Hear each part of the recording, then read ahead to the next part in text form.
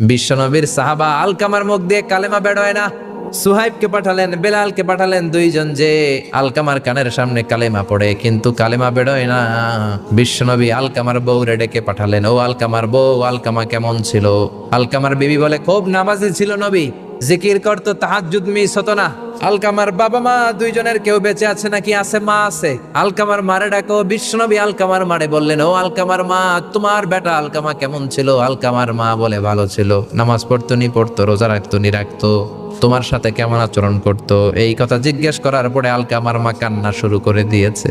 ডেকে বলে, ও নবী, আমার কথা শুনতো না, বউ পাগলা ছিল, নামাজ রোজা ঠিকই ছিল, কিন্তু আমার কথার গুরুত্ব দিত না, অনেক কষ্ট দিছে আমারে, আজ আমার মনে ব্যথা।